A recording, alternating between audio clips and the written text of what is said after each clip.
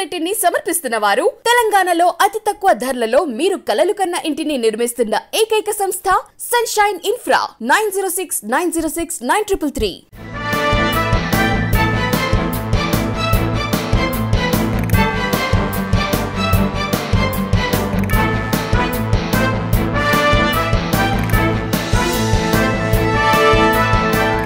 నమస్తే, welcome to V3 news. లక్ష్యం సమాజ హితం. నేను ఆకాంక్ష. బులెటిన్లో ముందుగా హెడ్లైన్స్ చూద్దాం. మంత్రి వెల్లంపల్లి శ్రీనివాస్ పై మైనారిటీ నాయకుల ఆగ్రహం. కుట్రలు చేస్తూ మైనారిటీల ద్రోహిలా వ్యవహరిస్తున్నారని మండిపాటు. సీఎం జగన్ ఇడుపులపాయ పర్యటన సందర్భంగా జేఏసీ నేతలు జలదీక్ష. భగ్నం చేసిన పోలీసులు, 30 మంది అరెస్ట్. పరిస్థితి ఉద్రిక్తం. గాజువాకలో ఏపీ ట్రాన్స్ కో కాంట్రాక్టర్ కార్మికుల తొలగింపు. ఆందోళన బాట పట్టిన కార్మికులు.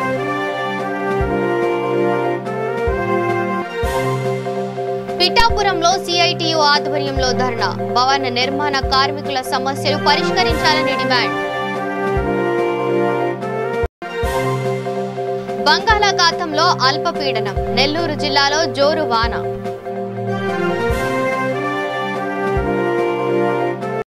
ఇక డీటెయిల్స్ చూస్తే, విజయవాడ పశ్చిమ నియోజకవర్గంలో మైనారిటీ ఓట్లతో గెలిచి మంత్రి పదవి చేపట్టిన వెల్లంపల్లి శ్రీనివాస్ నియోజకవర్గ పరిధిలో మైనారిటీల నాయకత్వాన్ని బలహీనపరుస్తూ తీవ్రంగా కుట్రలు పన్నుతున్నారని సీనియర్ మైనారిటీ నాయకులు నాగుల్ మీరా మండిపడ్డారు. సుమారు 50,000 మైనారిటీ ఓట్లు ఉన్న నియోజకవర్గంలో మైనారిటీలకు ఒక్కటంటే ఒక్క పదవి కూడా ఇవ్వకుండా కాలం వెళ్లబుచ్చుతున్నాడని ఆయన ఆరోపించారు.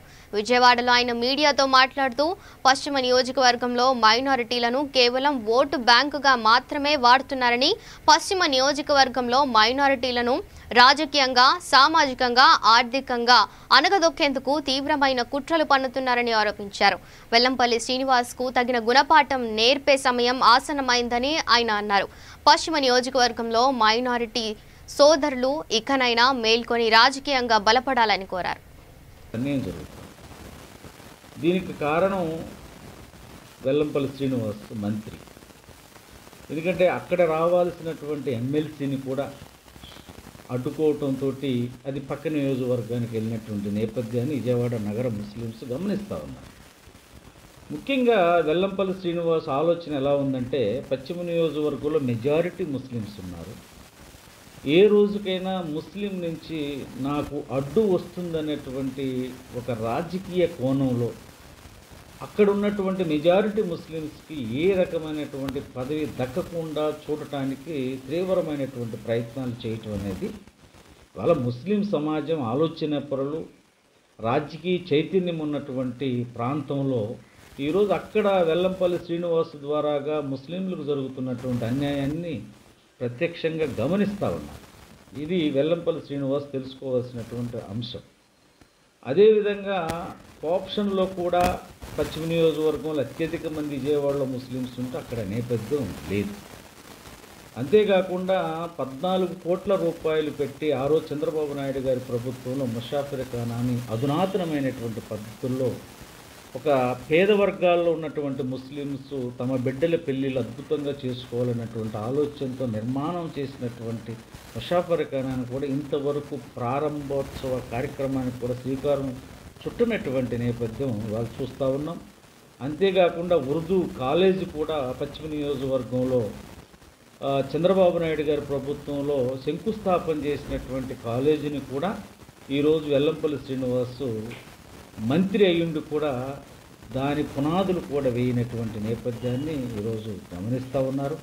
ఒక్కటి వెల్లంపల్లి శ్రీనివాస్ గమనించవలసిన విషయం ఏంటంటే, మెజారిటీ ముస్లిం ఓట్లతో నువ్వు ఎమ్మెల్యే అయ్యావు, నువ్వు మంత్రి అయ్యావు. ఈరోజు అక్కడ ఉన్నటువంటి ముస్లింలకి రాజకీయ నేపథ్యం ఏమి ఇచ్చావు అనేది వాళ్ళ ప్రశ్న.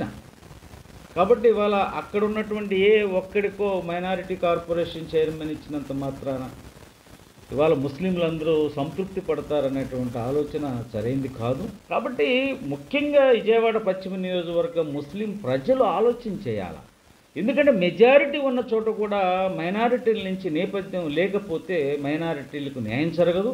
కాబట్టి రాజకీయ నేపథ్యం ఉన్న రోజునే మైనారిటీలకు అన్ని రకాలుగా లాభాలు జరుగుతాయనేటువంటి విషయాన్ని ముస్లిం సమాజం గుర్తుపెట్టుకోవాల్సినటువంటి అవసరం ఉంది. ఏ పార్టీలో అయినా సరే ఈ రాష్ట్రంలో 12% ఉన్నటువంటి ముఖ్యమంత్రి జగన్మోహన్ రెడ్డి వైఎస్ఆర్ జిల్లా ఇడుపులపాయ పర్యటన సందర్భంగా ఏపీ జేఏసీ ఆధ్వర్యంలో ఇడుపులపాయలో ప్రైవేటు పాఠశాలల సమస్యలను వెంటనే పరిష్కరించాలని కోరుతూ వివిధ జిల్లాల కరెస్పాండెంట్లు చేపట్టిన జలదీక్ష చేపట్టారు. విషయం తెలుసుకున్న పోలీసులు జలదీక్షను భగ్నం చేశారు. దీంతో అక్కడ ఉద్రిక్తత నెలకొంది. ఏపీ జేఏసీ చైర్మన్ లెక్కలు జోగి రామిరెడ్డి, ప్రవీణ్ రామాంజనేయ రెడ్డితో సహా మరో 30 మందిని అరెస్టు చేశారు. ముఖ్యమంత్రి జగన్మోహన్ రెడ్డి తమ సమస్యలను పరిష్కరించే వరకు ఉద్యమాన్ని ఆపేది లేదని ఆందోళనకారులు స్పష్టం చేశారు. సమస్యలన్నీ మేము తీరుస్తామనేటువంటి చెప్పినటువంటి పరిస్థితి. కానీ ఇప్పుడు ప్రభుత్వం వచ్చిన తర్వాత ప్రైవేటు పాఠశాలలంటే ఆమెను దూరంలో పెట్టేటువంటి స్థితి. మేము చేసిన నేరం ఏంటి? మేము చేసిన తప్పేంటి? మేము విద్యా బోధన చేయడమే మేము చేసిన నేరమా? ఈరోజు మరి జీవో నెంబర్ 53 అని ఒకటి ఇచ్చి దాంట్లో మీరు ఏది ఒక పైసా కూడా వాడుకోకూడదు, మీరు అంతా కూడా సేవాభావం కలిగి ఉండాలంటున్నారు.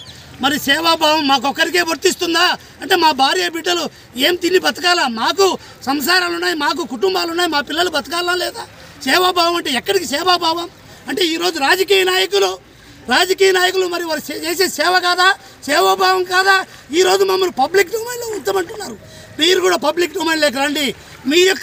మీరు రాజకీయాలు రానప్పుడు మీ ఆస్తులంతా రాజకీయాలకు వచ్చిన తర్వాత మీ ఆస్తులంతో మీరు పబ్లిక్ డొమైన్లో మీ యొక్క ఆస్తులు కూడా ప్రకటించాలి.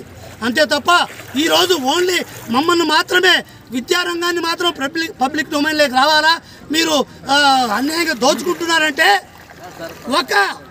ఒక ఆయా పని చేస్తే 10,000 రూపాయలు ఇచ్చేటువంటి స్థితిలో ఎంతోమంది నిరుద్యోగులకు మరి వృత్తిని కల్పిస్తున్నటువంటి స్థితిలో మేము ఇంత ఇస్తున్నాం. మేము 18,000 రూపాయలు ఫీజు కడుతున్నాము. దీన్ని అడ్జస్ట్ కావాలంటే మీరే నిర్ణయించండి. మా యొక్క టీచర్ల జీతాలు నిర్ణయించండి. వాళ్ళకి ఎంత జీతాలతో మీరు పాఠాలు చెప్పించండి.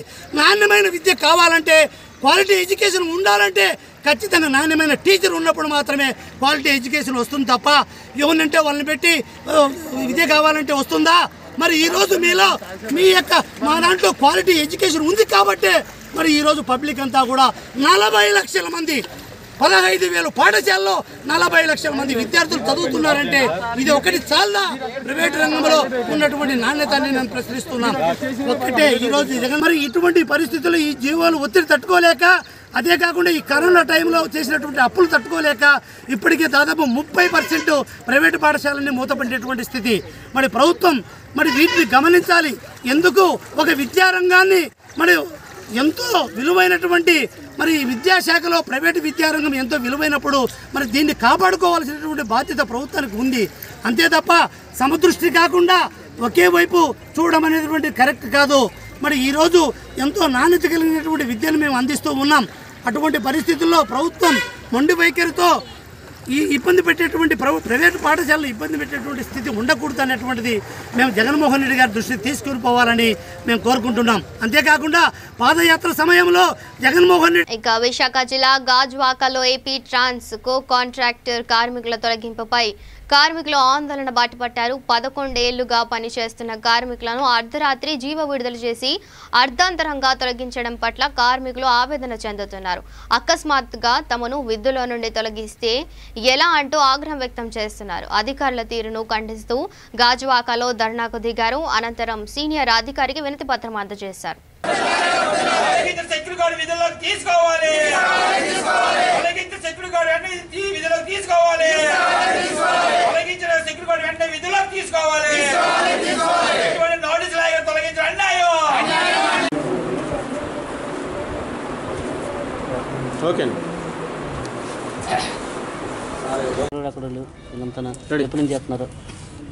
ఏపీ ట్రాన్స్కో సంబంధించి సెక్యూరిటీ గార్డులు సుమారుగా మన గాజువాక పరిధిలో 52 మంది, మిగతా ఏరియా కలుపుకుంటే 200 మంది సుమారుగా ఉన్నారు.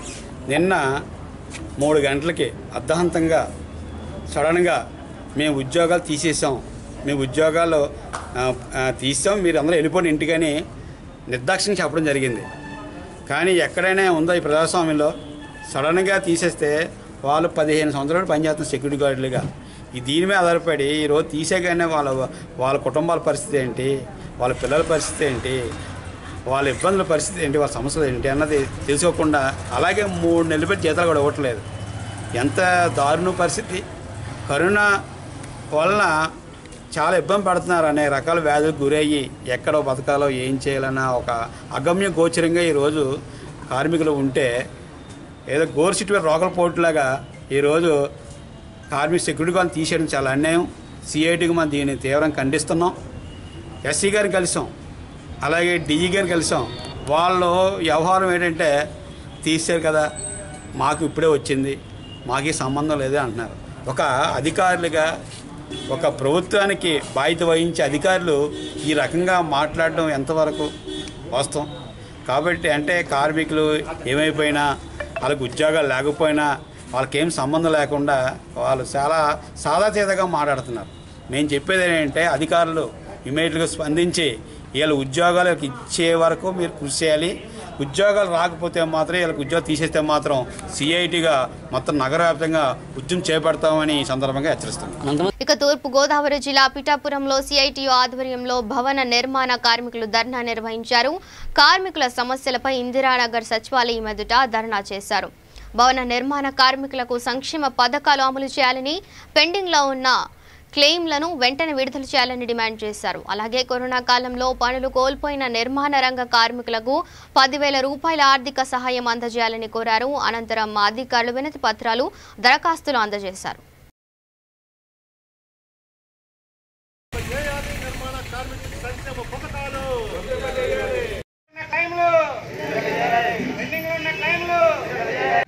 రాష్ట్ర వ్యాప్తంగా AP building and other construction workers union ఇచ్చిన పిలుపులో భాగంగా పిఠాపురం సచివాలయం వద్ద భవన నిర్మాణ కార్మికులు సిఐటి ఆధ్వర్యంలో ధర్నా నిర్వహించడం జరిగింది.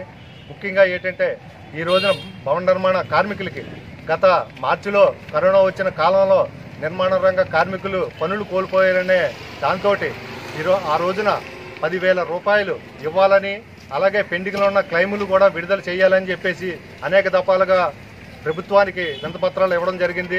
అలాగే వీళ్ళ యొక్క బయోడేటా కూడా ఇవ్వడం జరిగింది. నేటికి కూడా మళ్ళా సెకండ్ వేవ్ వచ్చిన సందర్భంలో కూడా ఈ రోజున ఎటువంటి ప్రభుత్వం నుంచి కూడా వీళ్ళకి ఆర్థిక సాయం అందలేదు. అలాగే ముఖ్యంగా ఏంటంటే 2007లో కూడా వెల్ఫేర్ బోర్డు ఒక ఏర్పాటు జరిగింది భవన నిర్మాణ కార్మికులది.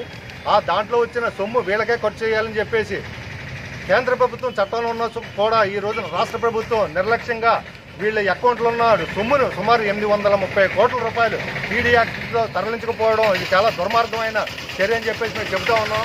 ముఖ్యంగా ఏంటంటే వీళ్ళకి మెటర్నిటీ కానీ, టెంపరరీ డిజిబిలిటీ కానీ, యాక్సిడెంట్ కానీ, న్యాచురల్ డెత్ కానీ వీళ్ళు ఏదైతే సంభవించారో వాళ్ళకి ఇవ్వాల్సిన క్లెయిమ్లు కూడా ఈరోజు నేటికి కూడా విడుదల కాలేదు.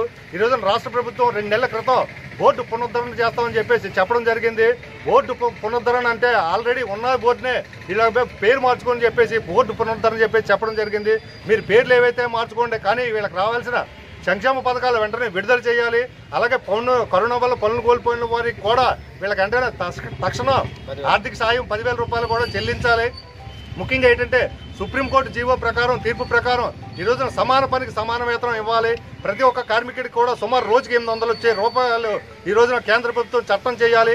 కేంద్ర ప్రభుత్వంలో చట్టాలని అర్ధాంతరంగా ఈ రోజున జగన్మోహన్ రెడ్డి గారు తొంగలో తొక్కి బోర్డుని అలా నిలుపుదల చేయడం అనేది చాలా దుర్మార్గమైన చర్య. అది రాబో రోజుల్లో మేము భవన నిర్మాణ కార్మికులు ఆందోళన చేసి చాలా ఎత్తున వీళ్ళకి సంక్షేమ పథకాలు వచ్చే విధంగా వీళ్ళు సాధించుకునే క్రమంలో సిఐటి కూడా ముందుండి పోరాటం చేస్తుందని చెప్పి చెబుతున్నాం. అలాగే అక్టోబర్ 1వ తారీఖున చెలో కలెక్టరేట్ కూడా పిలుపు ఇవ్వడం జరిగింది. ఎందుకంటే వీళ్ళ యొక్క సమస్యలు విన్నవించుకుంటే అధికారులకు మేము తెలియజేస్తా ఉన్నాం. వీళ్ళ యొక్క తక్షణ సమస్యలు పరిష్కరించాలని చెప్పేసి, లేదంటే రాష్ట్ర ప్రభుత్వాన్ని మేము హెచ్చరిక చేసి తీవ్రమైన ఆందోళన చేపడతామని చెప్పేసి, అలాగే సిమెంటు, ఐరన్ ధరలు కూడా తగ్గించి ఎవరైతే ఆన్లైన్లో బుక్ చేసుకున్నారో వెంటనే కూడా వాళ్ళకి ఇసుక సరఫరా చేయాలి, కన్స్ట్రక్షన్ విస్తృతంగా మొదలు పెట్టాలి, వాళ్ళు కట్టే సక్స్ వెల్ఫేర్ బోర్డుకే చెల్లించాలని చెప్పి డిమాండ్ చేస్తూ సెలవు తీసుకున్నాం. ఇక నెల్లూరు జిల్లాలో వాన దంచి కొడుతోంది. రోడ్లపై వర్షపు నీరు పొంగి పొర్లుతోంది. బంగాళాఖాతంలో ఏర్పడిన అల్పపీడనం ప్రభావంతో నెల్లూరు జిల్లా వ్యాప్తంగా ఉదయం నుంచి ఓ మోస్తారు వర్షం పడుతోంది. జిల్లా కేంద్రంలోని బాలాజీనగర్ ఉత్తరకూరు రోడ్డు, అయ్యప్ప గుడి, పడారుపల్లి, ఆత్మకూరు బస్టాండ్, నవాబుపేట తదితర ప్రాంతాల్లో ఓ మోస్తారు వర్షం పడింది. చిన్నపాటి వర్షానికి నెల్లూరు నగరంలో డ్రైనేజీ కాలువలు నిండిపోయాయి. వర్షంతో నెల్లూరు నగరంలో చిరు వ్యాపారులు ఇబ్బందులు పడుతున్నారు. జిల్లా వ్యాప్తంగా చలిగాలులు వీస్తున్నాయి. నెల్లూరులో కురుస్తున్న కుండపోత వర్షంతో సామాన్య ప్రజలు ఇక్కట్లు పడుతున్నారు.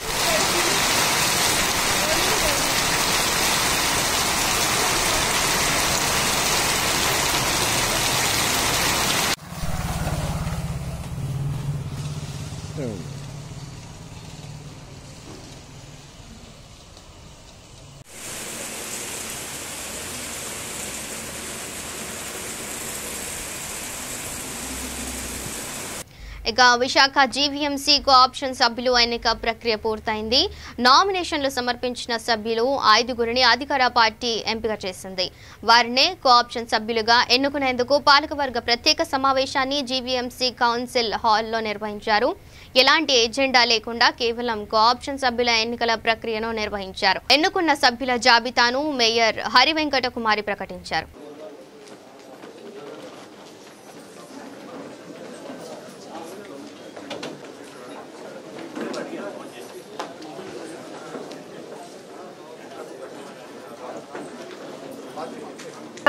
మరియు షరీఫ్ గారిని కోఆప్షన్ సభ్యులుగా కోఆప్ చేసుకోవడం జరిగింది. మళ్ళా నెక్స్ట్ సమావేశం 12 గంటలకు. మరి మా వైఎస్ఆర్ పార్టీ తరఫున కోఆపరేటివ్ సభ్యులుగా మరి బెహరా భాస్కరరావు గారికి, అలాగే సేనాపతి అప్పారావు గారికి, అలాగే గొప్ప ప్రభావతి గారికి మేమందరం కూడా మద్దతు తెలియజేస్తున్నాం.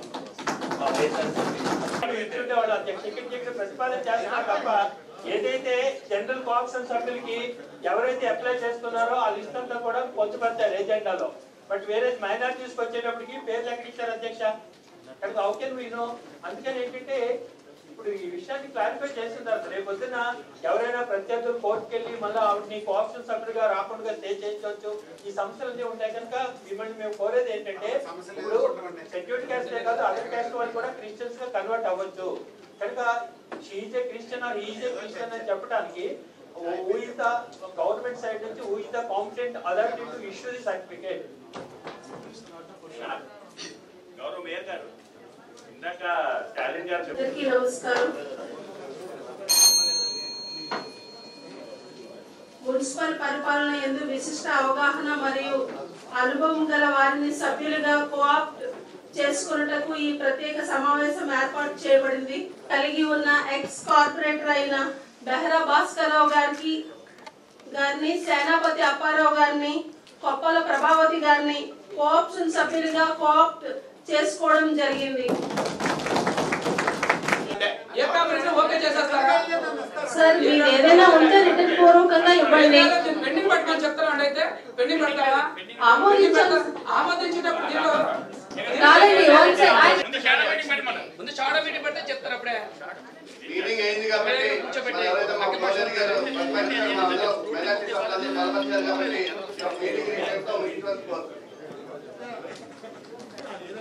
ఈ అంశాన్ని ఆమోదిస్తూ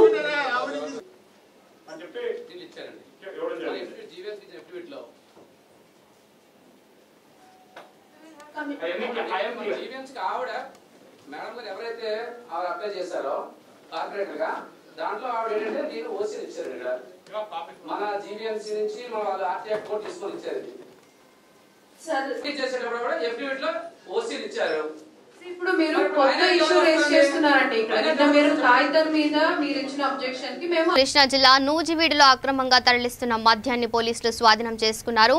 మద్యం తరలింపుపై సమాచారం అందుకున్న ఎస్ఈబి ఇన్స్పెక్టర్ గోపాలకృష్ణ పట్టణంలోని బైపాస్ రోడ్డులో ముమ్మర తనిఖీలు చేపట్టారు. తనిఖీల్లో తెలంగాణ రాష్ట్రం ఖమ్మం నుండి ఆగిరిపల్లికి తెలంగాణ మద్యం తరలిస్తుండగా మద్యం స్వాధీనం చేసుకుని మొత్తం 288 క్వార్టర్ సీసాలు సీజ్ చేసినట్లు ఇన్స్పెక్టర్ గోపాలకృష్ణ తెలిపారు. ఎవరైనా అక్రమ మద్యం రవాణా చేస్తే చట్టపరమైన చర్యలు తప్పనిసరివని ఆయన హెచ్చరించారు.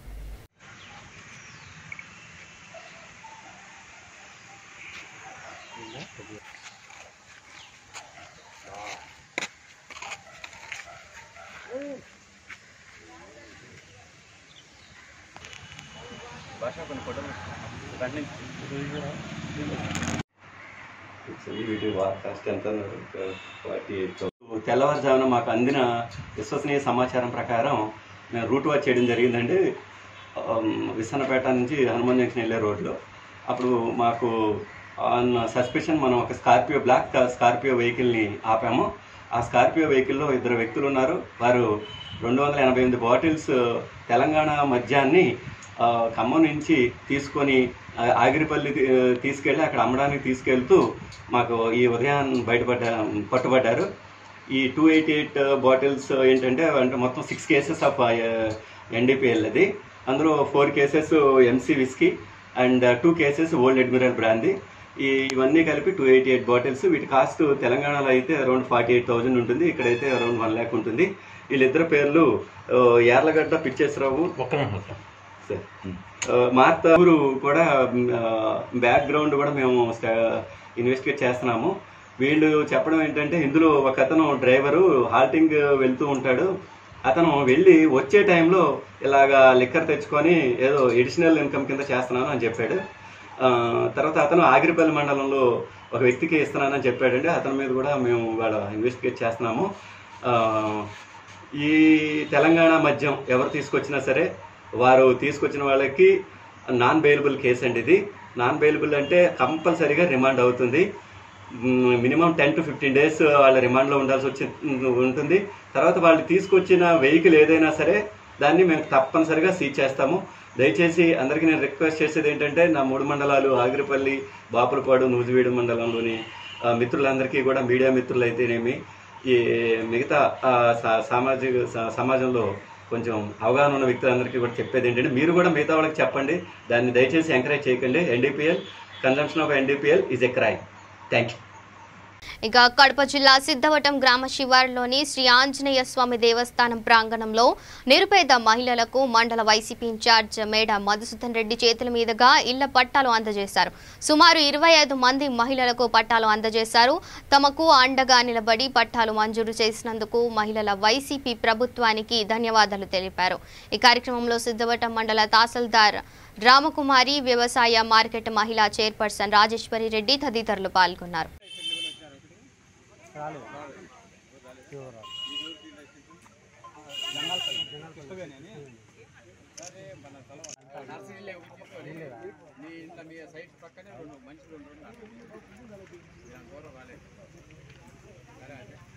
విజయనగరం జిల్లాలో ఎఫ్ఏపీటీఓ ఏపీజేఏసీ ఆధ్వర్యంలో సిపిఎస్ ను రద్దు చేసి పాత పెన్షన్ విధానాన్ని కొనసాగించాలని డిమాండ్ చేస్తూ ఆందోళనకు దిగారు.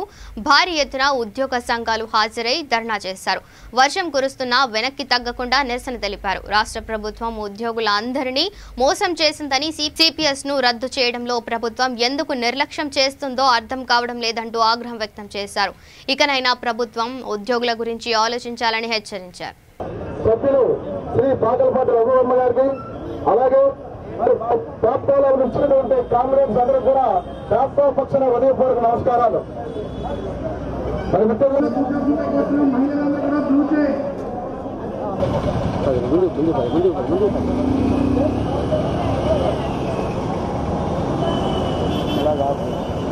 పెద్దలు ముందు పెద్దలు మీరు వెళ్ళిపోండి.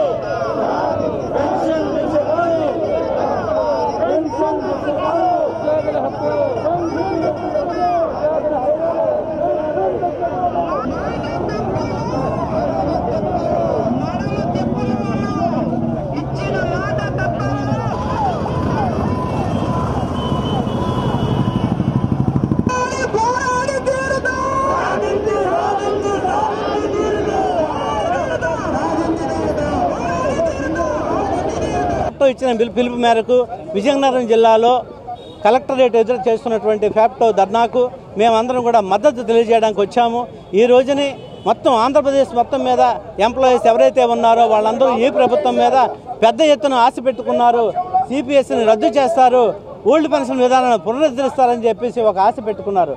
2 సంవత్సరాలు. ఇక గుంటూరు జిల్లా బాపట్లలో వైఎస్ఆర్సీపీ పట్టణ అధ్యక్షులు నరాలశెట్టి ప్రకాష్ రావు, మండల అధ్యక్షులు కోకి రాఘవరెడ్డి మీడియా సమావేశం నిర్వహించారు. ఈ సందర్భంగా ప్రకాష్ రావు మీడియాతో మాట్లాడుతూ పేదలకు పంచిన ఇళ్ల స్థలాల్లో జగనన్న కాలనీలో తెలుగుదేశం పార్టీ నాయకులు వెళ్లి కొత్తగా కడుతున్న ఇళ్ల దగ్గర వర్షపు నీరు నిలిచిందని ప్రభుత్వాన్ని విమర్శించడం హాస్యాస్పదంగా ఉందన్నారు. వర్షాలు పడినప్పుడు ఎక్కడ వర్షపు నీరు పడకుండా ఉంటుందా?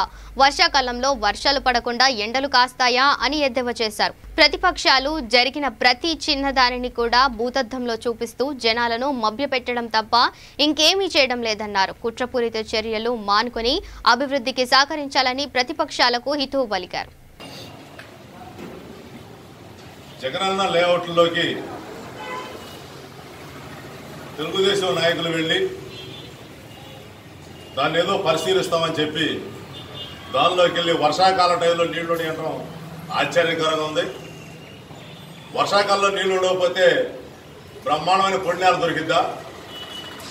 ఎప్పుడైనా సరే గతంలో అటు తెలుగుదేశం కానీ కాంగ్రెస్ పార్టీ కూడా, ఈ రోజున కాంగ్రెస్ పార్టీ కూడా ఏనాడు ఏ పార్టీ కూడా లేఅవుట్ వేసి 30 అడుగుల రోడ్డుల్ని మనకి పట్టణానికి ఆనుకొని అన్నీ కూడా వ్యవసాయ భూములు, ఈ వ్యవసాయ భూముల్ని కొని ఆ పన్నాటికి 30 అడుగుల రోడ్డులు తీసి ఆ రోడ్లకు మెరకలు తోలి ఇవాళ ఇల్లు కట్టిస్తూ ఉన్నారు. ఇది ఒక జగన్మోహన్ రెడ్డికే సాధ్యం తప్ప ఇంతవరకు ఏ నాయకుడు కూడా ఆ విధంగా లేఅవుట్ వేసి కట్టించిన దాఖలాలు లేవు. మరి మొట్టమొదటిసారిగా బాపట్ల నియోజకవర్గంలో దాదాపుగా 17,000 మందికి ఇళ్ల పట్టాలు ఇచ్చి బాపట్ల టౌన్లోనే దాదాపుగా 4,000 మందికి పట్టాలు ఇచ్చి మరి అక్కడ ఇల్లు నివాసం జరుపుతా ఉన్నారు. మరి మనం ఇల్లు కట్టుకుంటే కట్టే రోజుకే రోడ్డు వేస్తున్నారా? లేఅవుట్ వేసి అన్నింటికి రోడ్లు వేసి కాలువలు తీసుకొచ్చి లైటింగ్ వేసి వస్తున్నాయా? లేకపోతే గతంలో వర్షం పడినప్పుడు ఎవరింటి ముందు వాళ్ళ ఇంటి ముందు నీళ్లు పడలేదా? మరి చిన్నతనంలో అందరూ నీళ్ళలో ఆడుకోలేదా? పుట్టగానే మనం ఏదో తారు రోడ్ల మీదను సిమెంట్ రోడ్ల మీద పుట్టామన్నట్టుగా ఆడకెళ్లి పొలాల్లో ఉన్న లేఅవుట్లు వేసినాటికి ఈ రోజున 30 అడుగుల లేఅవుట్లు వేసి బ్రహ్మాండమైన ఇల్లు కట్టిస్తూ ఆ విధంగా జరుగుతుంటే అభివృద్ధిని చూసి వారవలేక ఈ రోజున మీరేదో వర్షాలు పడినప్పుడు వెళ్ళకపోతే ఇంత ముందు వెళ్ళకపోయారా? వెళ్ళి చూడకపోయారా? ఏనాడైనా ఒకసారి మీరు ఇంత ముందే చూసేసారా? దాన్ని రోడ్ల మీద నీళ్లు పడకుండా, కట్టుకుని నీళ్ళ దగ్గర నీళ్లు నిలబడకుండా మరి బళ్ళు దాదాపుగా 1000 ఇళ్ళు వెళ్తున్నాయి, 1000 ఇళ్ళు కడుతున్నారు అక్కడ. మరి వాటికి కావాల్సిన సామగ్రత వెళుతుంది వర్షాకాలం. ఇక బులెటిన్ ముగించే ముందు హెడ్లైన్స్ మరోసారి చూద్దాం. మంత్రి వెల్లంపల్లి శ్రీనివాస్ పై మైనారిటీ నాయకుల ఆగ్రహం. కుట్రలు చేస్తూ మైనారిటీల ద్రోహిలా వ్యవహరిస్తున్నారని మండిపాటు. సీఎం జగన్ ఇడుపులపాయ పర్యటన సందర్భంగా జేఏసీ నేతలు జలదీక్ష. భగ్నం చేసిన పోలీసులు, 30 మంది అరెస్ట్, పరిస్థితి ఉద్రిక్తం.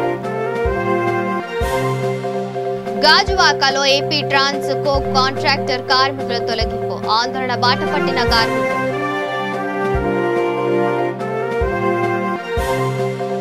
పిఠాపురంలో సిఐటియు ఆధ్వర్యంలో ధర్నా. భవన నిర్మాణ కార్మికుల సమస్యలు పరిష్కరించాలని డిమాండ్.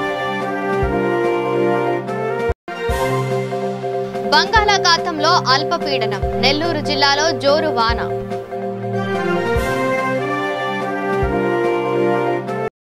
ఇవి bulletin updates. Stay tune to V3 news. లక్ష్యం సమాజహితం.